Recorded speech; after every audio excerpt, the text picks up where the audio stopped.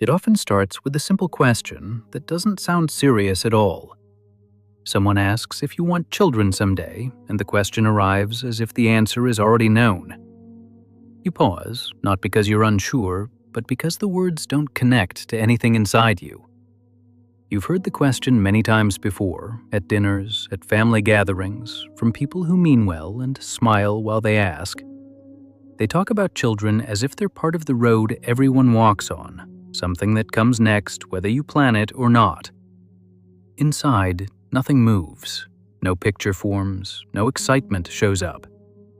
There isn't fear or sadness either. There's just a quiet absence of pull, like looking at a door you know you're not going to open. You understand the life they describe. You can imagine the routines, the responsibility, the shape of it. But imagining something isn't the same as wanting it, and this future doesn't feel like yours. Sometimes you check yourself. You wonder if you'll want it later, if something will change, if this feeling is temporary. But when you sit with it calmly, the feeling stays steady, clear in a soft way.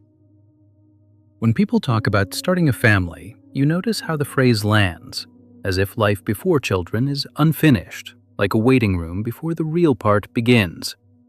You don't feel like you're waiting, you feel like you're already here. The tension shows up between you and others, not inside you. People look for reasons, for explanations that make your choice easier to place. You give simple answers, gentle ones, and still there's often a short silence that follows. That silence tells you something shifted. Your life no longer matches the future they were holding in their mind. Later, alone, you think about that moment again, not to argue with yourself, but to notice how certain it felt. There was no drama in it, no refusal, just a steady sense of knowing. Not wanting children doesn't feel like rejecting life. It feels like staying honest about which future belongs to you and which one doesn't. Jung would start by listening to what happens inside when the expected future doesn't appear. Not judging it, not correcting it, just noticing the feeling as it is. When you don't want children, the first thing you may notice is calm. Not relief exactly, more like steadiness. A sense that nothing is pulling you forward or pushing you away. Inside, there isn't a loud voice saying no, there's just silence where something else was supposed to be. You look for the feeling people describe, the longing, the instinct, the urge, and it isn't there. That absence can feel peaceful. It can also feel strange because you're taught to expect a signal. When it doesn't arrive, you might wonder if something is wrong with you. Jung would say this isn't emptiness, it's information. Your inner life is speaking quietly, not loudly. There can be moments of doubt, not because you secretly want children, but because you're aware of how final the assumption feels. People talk as if this future is not just common, but necessary. Inside you, another picture exists, one with open space. Time that doesn't fold around someone else's needs. Days that belong to you in a simple way. This doesn't mean you dislike care or closeness. It means your care moves differently. Your energy wants to go somewhere else. Sometimes fear passes through. Not fear of children, but fear of being misunderstood. Fear of being seen as incomplete. That fear doesn't change your feeling, it just sits beside it. Jung would notice how often people confuse instinct with duty. You're expected to feel something because it's part of the story of life. When you don't, you're asked to explain yourself. Inside, explaining feels unnecessary. The feeling is already clear.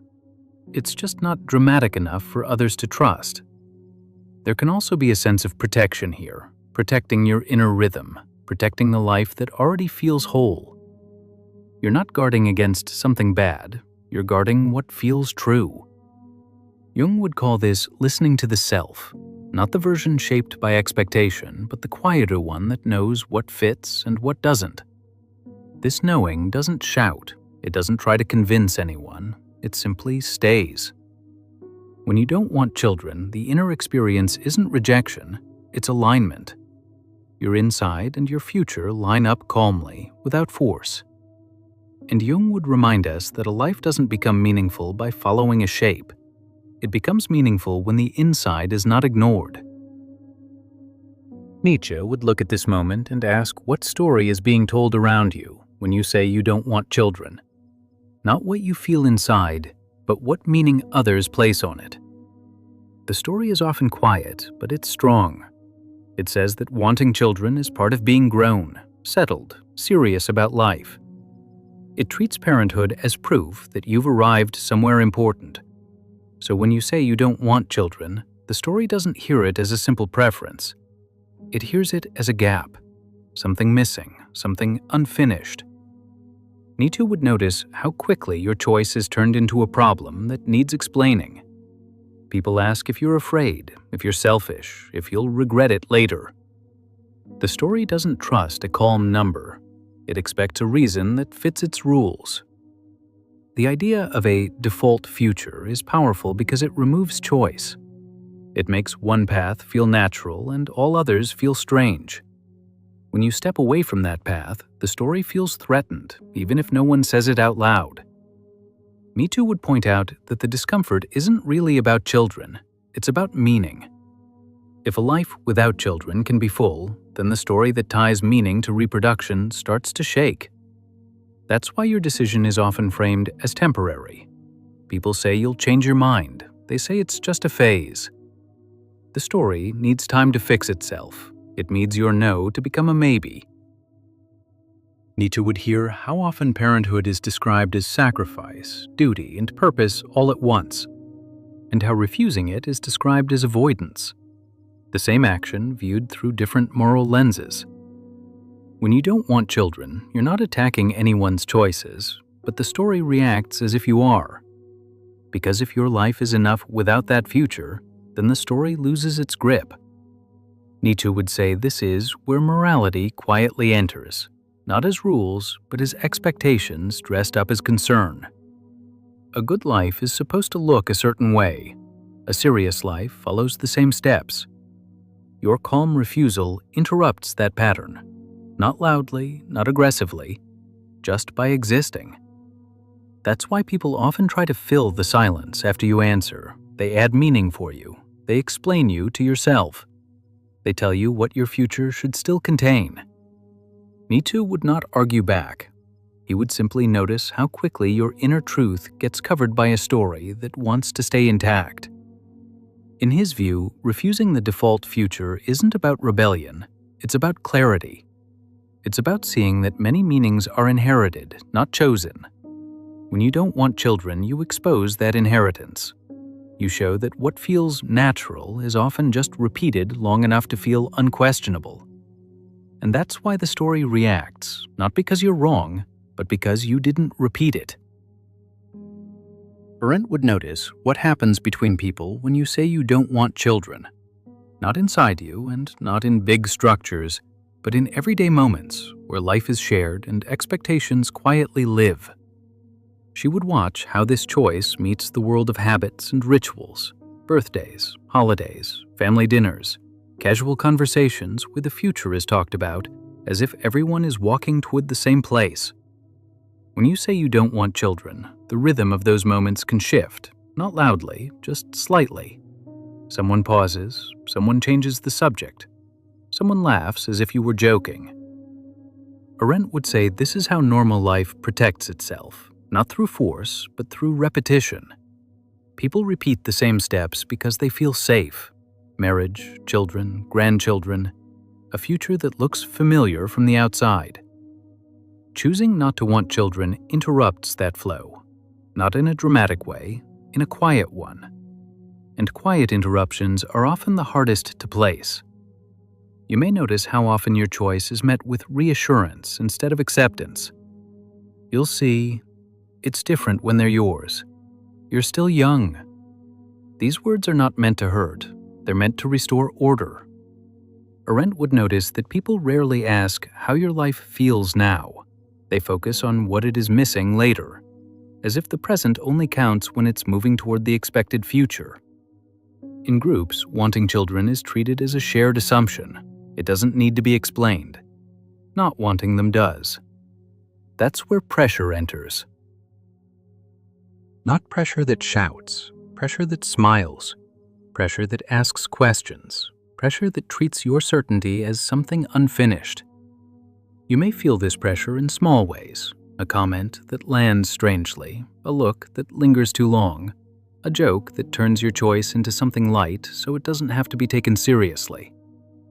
Arendt would say this is how conformity works best. It doesn't demand agreement. It makes difference feel awkward. Over time, you may learn when to speak and when to stay quiet, not because you're ashamed, but because repeating yourself becomes tiring. Explaining a calm choice over and over can wear you down. You may notice invitations change, conversations drift toward children and parenting, and you sit with them, listening, included, but slightly outside the circle. This doesn't mean people are cruel. It means shared futures create shared language. When you don't share the future, the language no longer fits you as easily. Arendt would remind us that normal life depends on people acting the same way together. When someone doesn't, even gently, the group feels it. Not wanting children doesn't break the group, but it does reveal how much belonging depends on following the same path. And in that space, you learn something important: that refusing the default future isn't just a private choice.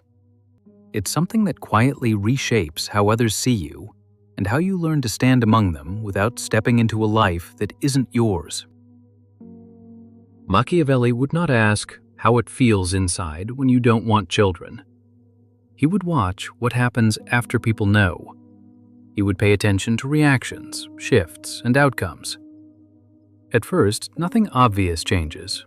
People still speak to you the same way, invitations still come, life keeps its shape. But slowly, small things begin to move. You may notice how conversations about the future stop including you. Plans are discussed as if they belong to a different group now. School choices, family holidays, long-term ideas that quietly assume children will be there. Machiavelli would say this isn't punishment, it's sorting. People arrange their lives around shared paths, and when your path is different, you are placed differently without anyone meaning to do it. You may still be close to people, still loved, still trusted, but your role shifts. You become someone from the side, not the center of certain conversations. Sometimes opportunities change shape, not career ones, life ones. Being asked to help with something, being assumed to be free, being expected to adjust because your life is seen as more flexible. Machiavelli would notice how quickly not having children is turned into availability. You can stay longer, you can travel, you can adapt, even when you didn't offer. This can feel unfair, or it can feel invisible. Often it feels like both. You may also notice how authority shifts inside families. People with children are treated as having a stronger claim on the future. Their needs carry weight, their choices shape plans.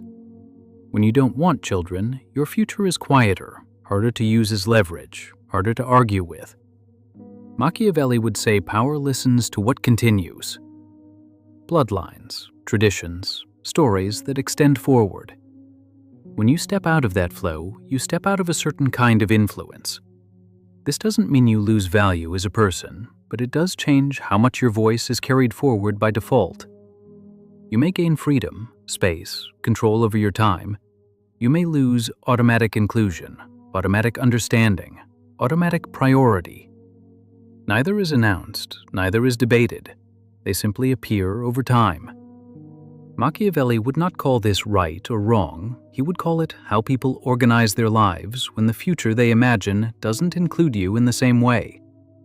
Not wanting children doesn't isolate you on purpose, but it can move you to the edge of some circles quietly.